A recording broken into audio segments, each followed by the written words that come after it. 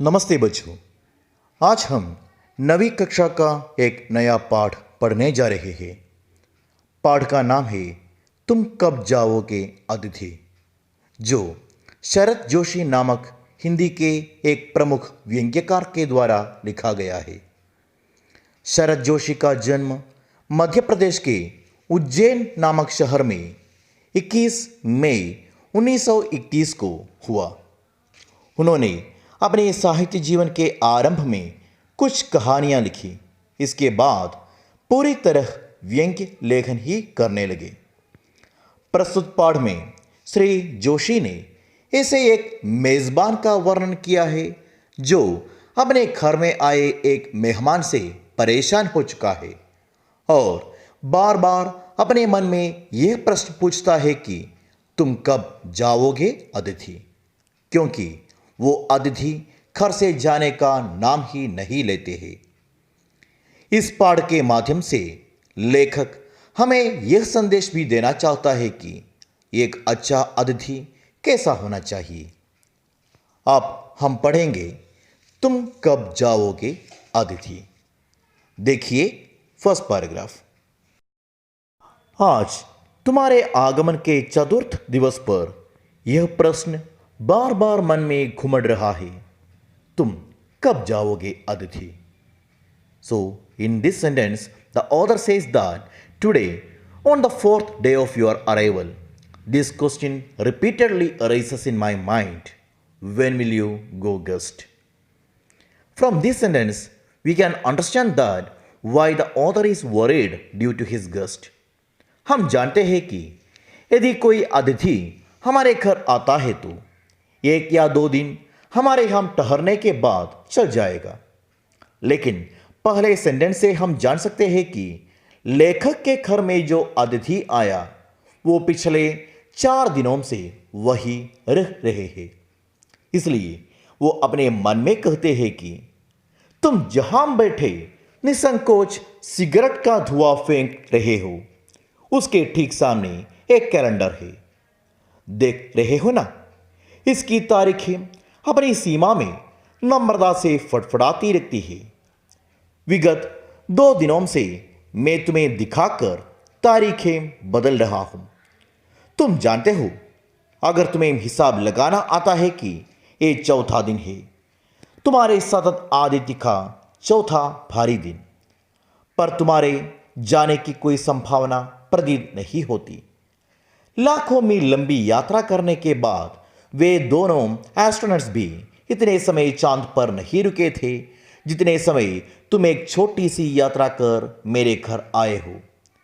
तुम अपने भारी चरण कमलों की छाप मेरी जमीन पर अंकित कर चुके।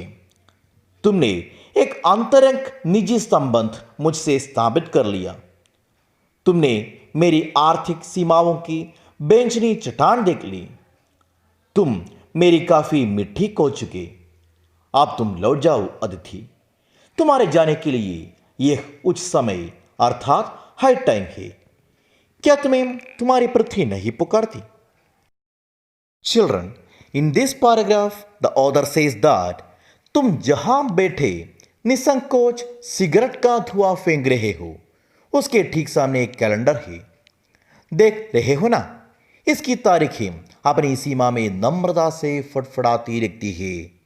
सो इसका मतलब यह है कि पिछले 3 दिनों से आप जहां बैठकर धुआं फेंक रहे हैं, वहां एक कैलेंडर है जिस पर तिथि बदल रही है। That means where you have been sitting and smoking for the last 3 days, there is one calendar on which dates are changing. Okay, then विगत 2 दिनों से मैं तुम्हें दिखाकर तारीखें बदल रहा हूं।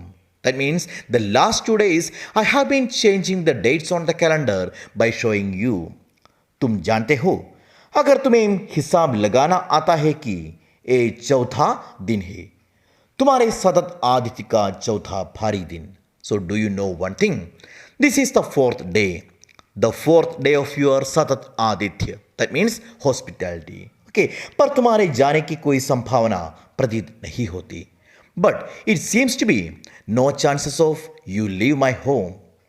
लाखों मील लंबी यात्रा करने के बाद वे दोनों एस्ट्रोनॉट्स भी इतने समय चांद पर नहीं रुके थे जितने समय तुम एक छोटी सी यात्रा कर मेरे घर आए हो.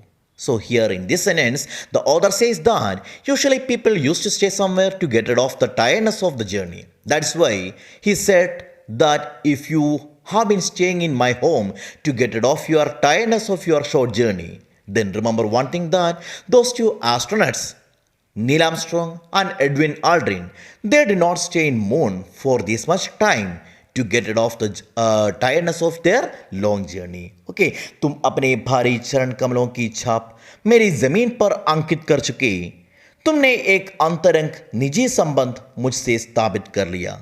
So here he said that you left your footprint on my land and you established a strong relation with me. Actually, all these are how the author said about the worries sarcastically due to this gust. Okay, then तुमने मेरी आर्थिक सीमाओं की बेंचनी चट्टान देख ली. तुम मेरी काफ़ी मिट्टी खोद चुके. And again he says that you saw all the financial boundaries of mine. And तुम मेरी काफ़ी मिट्टी खोद चुके. That means you caused so many problems in my life. अब तुम लौट जाओ अतिथि. Then after saying this much, he said that now you go back अतिथि गस्ट. ओके, देन तुम्हारे जाने के लिए ए उच्च समय अर्थात हाइट टाइम है. That means this is the height time for you to leave my home. क्या तुम्हें तुम्हारी पृथ्वी नहीं पुकारती? After saying this much he said that don't your place call you back. अब देखिए अगला पैराग्राफ.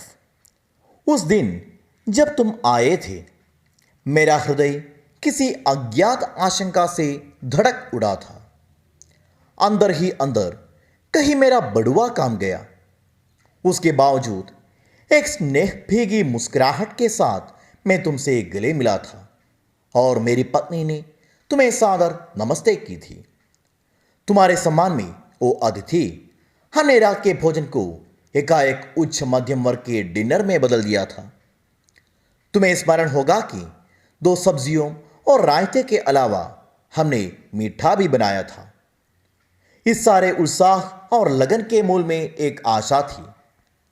आशा थी कि दूसरे दिन किसी रेल से एक शानदार मेहमान नवाजी की छाप अपने हृदय में ले तुम चले जाओगे.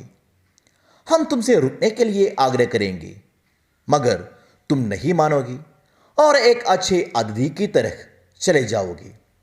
पर ऐसा नहीं हुआ. दूसरे दिन भी तुम अपनी अतिथि सुलभ मुस्कान लिए घर में ही बने रहे. हमने अपनी पीड़ा पी ली और प्रसन्न बने रहे. स्वागत सत्कार के जिस उच्च बिंदु पर हम तुम्हें ले जा चुके थे वहां से नीचे उतर हमने फिर दोपहर के भोजन को लंच की गरिमा प्रदान की और रात्रि को तुम्हें सिनेमा दिखाया. हमारे सत्कार का ये आखिरी छोर है जिससे आगे हम किसी के लिए नहीं बढ़े. इसके तुरंत बाद भावभीनी विदाई का वो भीगा हुआ क्षण आ जाना चाहिए था जब तुम विदा होते और हम तुम्हें स्टेशन तक छोड़ने जाते. पर तुमने ऐसा नहीं किया. So in this paragraph the author says that उस दिन जब तुम आए थे मेरा हृदय किसी अज्ञात आशंका से धड़क उड़ा था. The author says that the day when you had come, my heart was pounding with an unknown fear. Okay, अंदर ही अंदर कहीं मेरा बड़ुआ काम गया. So he said that this is how he sarcastically described about his fear. So he said that when my purse was trembling with fear, that means the author said one fact that the arrival of a guest will badly affect the budget of a family. Usually, a person's purse know better about his financial conditions than anyone else, as we used to keep money in our purse. So that is why he said that my purse trembled as it know well about my situation. Okay, so उसके बावजूद एक स्नेह भीगी मुस्कुराहट के साथ मैं तुमसे गले मिला था और मेरी पत्नी ने तुम्हें सादर नमस्ते की. So in spite of all this fear, I welcomed you with a smile and I hugged you and my wife greeted you with respect. Okay, then तुम्हारे सम्मान में ओ अतिथि हमने रात के भोजन को एकाएक उच्च मध्यम वर्ग के डिनर में बदल दिया था. So he said that in honor of you, we turned रात के भोजन into dinner. That means ये रात के भोजन को ही डिनर कहता है, लेकिन लेखक के अनुसार डिनर उसी को कह सकते हैं जो उच्च या मध्यम वर्ग के लोगों के घर में तैयार करते हैं. लेखक जैसे निम्न वर्ग यानी लो क्लास लोगों के घरों के रात के भोजन को डिनर नहीं कह सकते. So still we turned our ordinary food style into dinner. That means we prepared some more dishes for you.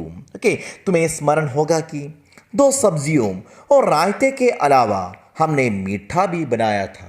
So he said, maybe you remember that in addition to raita, 2 vegetables, we made dessert stew.